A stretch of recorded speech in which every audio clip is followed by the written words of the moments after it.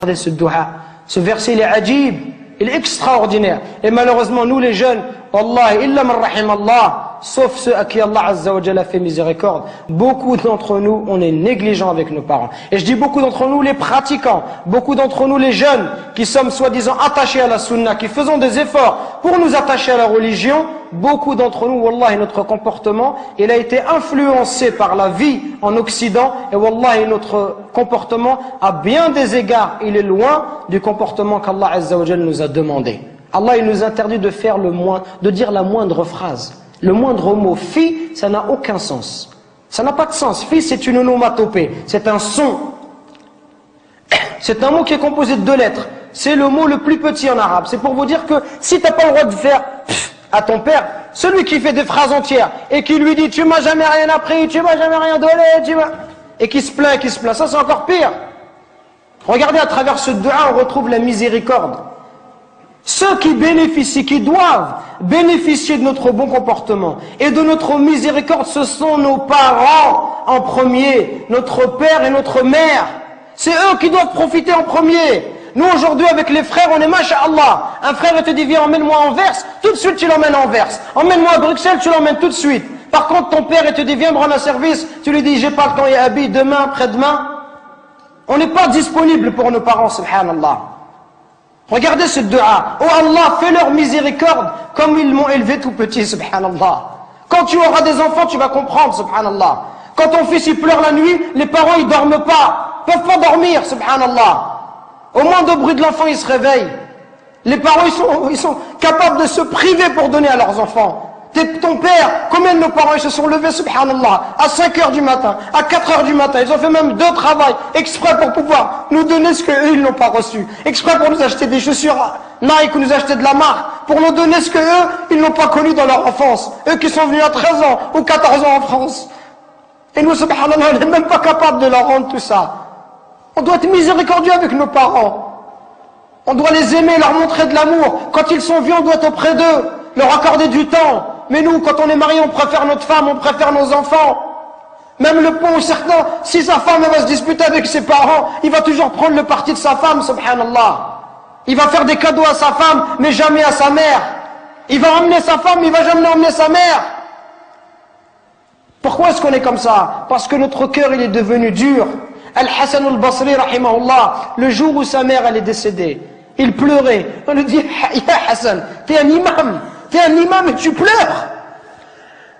Comment est-ce que tu peux pleurer? Il dit, je ne pleure pas parce qu'ils sont décédés. Je pleure parce qu'une des portes du paradis est fermée. Et c'est la même chose qu'on doit se dire. Et Wallah, c'est ce que je suis en train de me dire moi-même.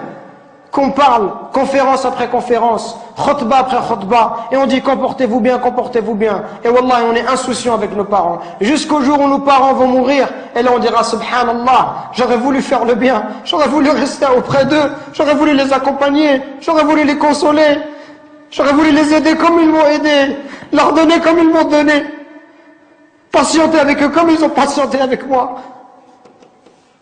Qu'on se réveille avant qu'il soit trop tard, subhanallah. Qu'on se réveille avant qu'il soit trop tard, avant qu'on ne regrette. Et avant qu'on dise j'aurais aimé faire le bien, j'aurais aimé voyager avec mon père, j'aurais aimé passer du temps avec lui, j'aurais aimé rester juste m'asseoir, boire un verre de thé, parler avec lui, qu'il soit heureux. Combien de gens dans l'histoire de l'islam, ils ont atteint des hauts degrés, juste parce qu'ils étaient bons avec leur mère. Uwais al-Qarani, considérés comme les meilleurs des tabi'in. Le prophète alayhi salatu wassalam, il disait à Abu Bakr et à Omar, si vous voyez Uwais, une personne qui s'appelle Uwais, allez le voir et demandez-lui de demander pardon à Allah pour vous. Regardez, subhanallah. Si vous voyez Uwais, allez le voir et demandez, dites-lui que le prophète alayhi salatu wassalam lui passe le salam. Dites-lui que le prophète il lui passe le salam et demandez-lui d'invoquer Allah pour vous, qu'il demande à Allah de vous pardonner. Omar toute sa vie il l'a cherché. Wallahi toute sa vie Omar ibn Khattab il a cherché Uwais al-Qarani. Il l'a vu à la fin de son califat, quelques années avant de mourir. Quand il l'a vu, il l'a trouvé. L'histoire elle est longue, il lui dit est-ce que c'est toi Uwais? Uwais lui dit non, qu'est-ce que tu me veux, t'es qui? Il dit moi je suis Omar ibn Khattab. Il dit qu'est-ce qu'il y a? Et il lui dit le prophète, il m'a dit tout cela, tout cela. Ouais, il commence à pleurer.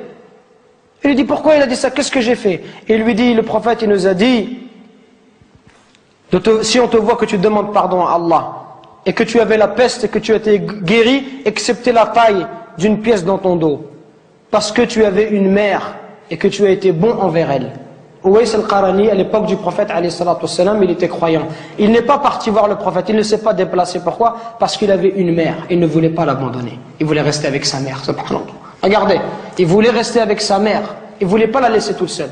Pour ça, le prophète a été informé par Allah Azza wa Jal que cet homme-là était un homme pieux. Et Omar, il est parti le voir et il lui a dit, et Uwais lui a dit, moi je vais demander pardon pour toi. Toi, tu es Omar ibn Khattab, je vais demander pardon à Allah pour toi. Il lui dit, oui, tu demanderas pardon à Allah pour moi. Pour vous montrer la valeur des parents. Parce qu'il passe du temps. Aujourd'hui, combien de temps se passe? Peut-être qu'on ne va pas voir nos parents. Peut-être qu'une semaine, 2 semaines, on ne va pas voir nos parents. On leur passe même pas un coup de fil, subhanallah. Alors que nos amis, tous les jours, on les a au téléphone.